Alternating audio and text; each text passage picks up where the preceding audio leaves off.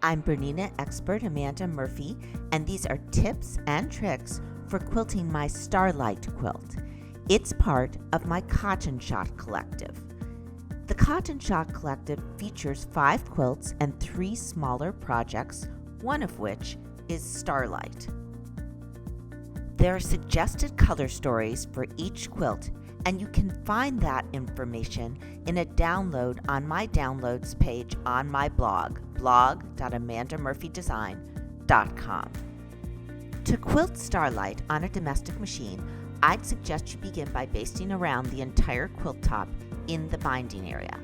Then, I'd secure the first part of the quilting by quilting in the ditch around all the large stars. Next, I'd quilt in the ditch around the small stars. Then I'd quilt the lollipop designs in the center of each block using my lollipop quilting templates. Then I'd recommend switching to a contrasting thread so that you have more impact, maybe even a 28 weight thread, and I'd quilt stars in the background of the quilt top following the diagram that comes in the Cotton Shot Collective. I received my Q16 after I had to finish this quilt top, so I don't have footage of the actual quilting, but I did want to show you how I use the seams on the quilt to align the stars in the background. So I used my domestic machine, unthreaded, I turned off the thread sensors, and I perforated the paper along the star. And then I folded it over so I'd have a fold line for the points. And then I looked at the seams on the quilt and used that to align my star. Then, of course, I went ahead and used chalk and a clean makeup brush to pounce the design onto the quilt top. And if it's a little off, you'll never notice, but that is how I transferred the stars. I used a heavier weight contrasting thread to quilt these stars and then used a matching thread for the background design. And here you can see I use swirls and waves evocative of a sky, but you could really use any background design that you feel comfortable with. But let's look at this in another part of the quilt top with a small star. You can see it here.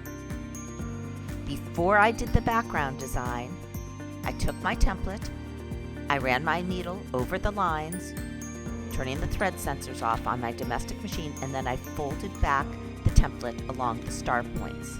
And I used that fold to align the template to the seam lines on the quilt. Now, you notice once I quilt the background, you can't even see the seam lines, but they're there, and they'll help you align the stars so it's square to the quilt top. Once again, I'd use the pouncing chalk to transfer the design. And that's it. Next, I quilted the background.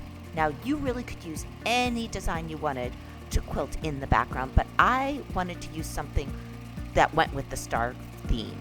So I used my Every Star rulers in combination with a free motion design to quilt the background. So here's this design on a contrasting fabric. I quilt a swirled line, and then I stop and I quilt a partial star peeking out from the swirl.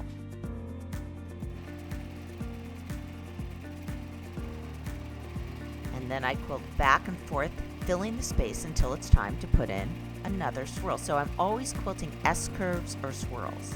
I come in, out, and I can travel around my star if I need to.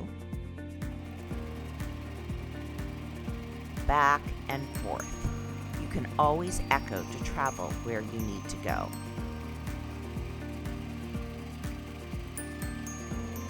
Quilting another swirl. You can put in as many or as few stars as you'd like into this background.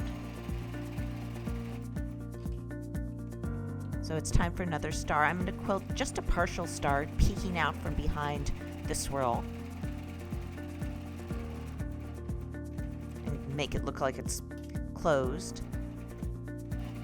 And then going back and forth and filling in the space. And that's the design that I used in the back of the Starlight quilt, but there's many different options.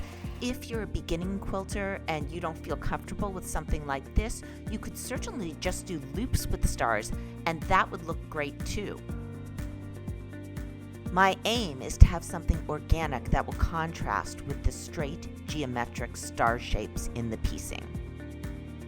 I hope you enjoyed learning how to quilt Starlight. It's one of my favorite quilts from the Cotton Shot Collective.